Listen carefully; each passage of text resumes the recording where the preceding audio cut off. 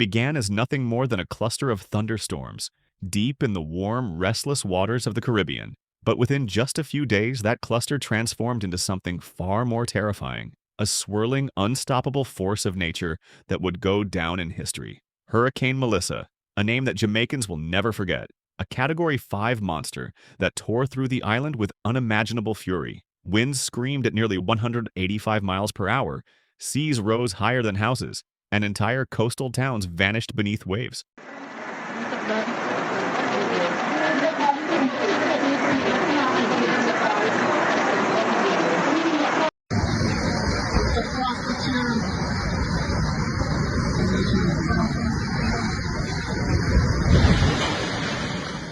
This is the story of how Hurricane Melissa was born, how it unleashed chaos across Jamaica, and how survivors are now facing the painful aftermath of a once-in-a-century disaster.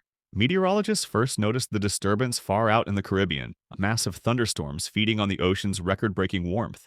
At first, it seemed harmless, but then the system exploded. Within 36 hours, Melissa rocketed from a weak tropical storm to one of the strongest hurricanes ever recorded in the Atlantic Basin.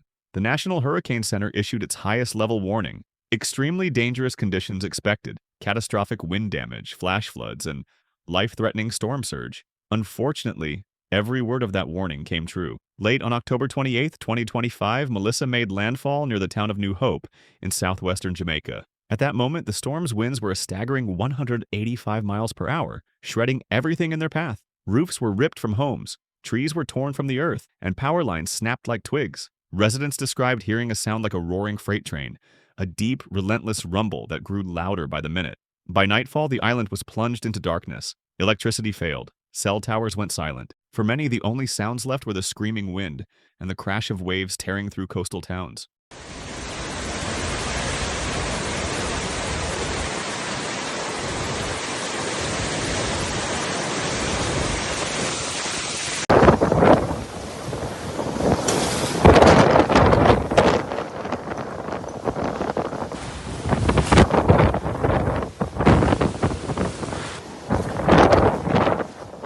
When the sun finally rose, Jamaica looked like a war zone. Authorities confirmed at least 3 deaths, but many more were still missing. Entire neighborhoods in Kingston, Manchester, St. Elizabeth, and Clarendon were underwater.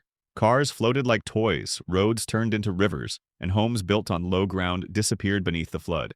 Hospitals struggled to stay open, moving patients to upper floors as water flooded the wards. Generators failed, leaving doctors to operate using flashlights. The island's main power grid had completely collapsed. The Jamaica Public Service Company warned it could take weeks before full restoration.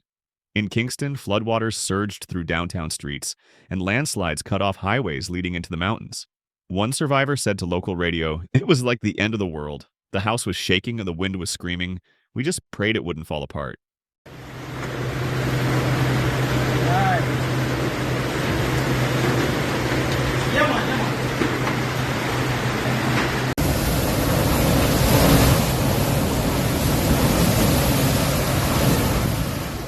But Jamaica wasn't alone. Melissa's massive outer bands hammered Haiti and the Dominican Republic, leaving at least 4 more dead. In Haiti, rivers overflowed, washing away homes and bridges. In the Dominican Republic, flash floods ripped through southern provinces, cutting off entire communities. Still powerful, Melissa moved northwest, toward eastern Cuba, now a Category 4 storm. Cuban authorities evacuated more than 200,000 people as the storm approached, bracing for up to 20 inches of rainfall across mountainous regions.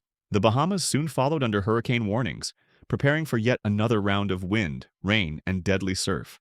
So what made Hurricane Melissa so intense, so fast? Experts point to 2 major factors. 1, exceptionally warm Caribbean waters, providing vast amounts of energy. 2, very low wind shear, which allowed Melissa's structure to stay perfectly symmetrical and its eye to remain tightly organized. The World Meteorological Organization called it the strongest storm to strike Jamaica in modern history, even stronger than the legendary Hurricane Gilbert of 1988. Meteorologists are also calling Melissa another example of rapid intensification, when wind speeds jump more than 35 mph in just a day. Once a rare phenomenon, it's becoming alarmingly common in our warming world. In the days after the storm, heartbreaking images began to emerge. Entire towns reduced to rubble, streets buried in debris, families standing in knee-deep mud, searching for what's left of their homes. And yet, Amid the destruction came stories of heroism and unity. In St. Elizabeth, volunteers formed human chains to rescue neighbors trapped by floodwaters. In Kingston, young people paddled kayaks through flooded streets, delivering food and medicine. Across the island, churches, schools, and community centers opened as shelters for those who lost everything. Prime Minister Andrew Holness addressed the nation, calling Melissa a national tragedy and a test of our strength. He promised government aid, and soon after, international assistance began to arrive. Teams from the Caribbean Disaster Emergency Management Agency, UN, and neighboring countries joined rescue operations, delivering food, water, and medical supplies. Now in front of my gate that Jesus have mercy, God. Look on the road. I rode that no? I rode that people for burn I rode.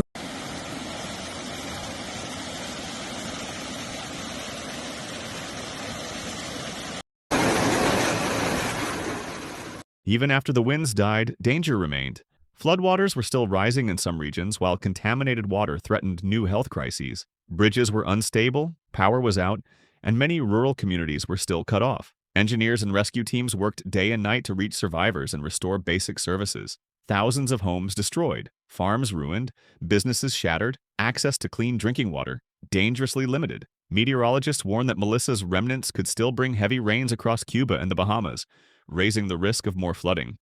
The road to recovery, Watai, will be long.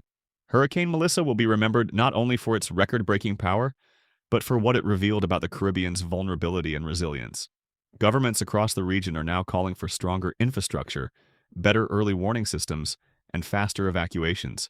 Because storms like Melissa are no longer distant possibilities, they are the new reality of a changing climate. But for many Jamaicans, this tragedy has also reminded them of something deeper. That true strength isn't measured by how well we withstand the storm, but by how we come together to rebuild afterward. And as the Caribbean begins to heal, one thing is certain: Hurricane Melissa has changed lives forever. Thank you for watching. If this story moved you, consider supporting disaster relief efforts or simply sharing this video so the world never forgets what Jamaica endured and overcame.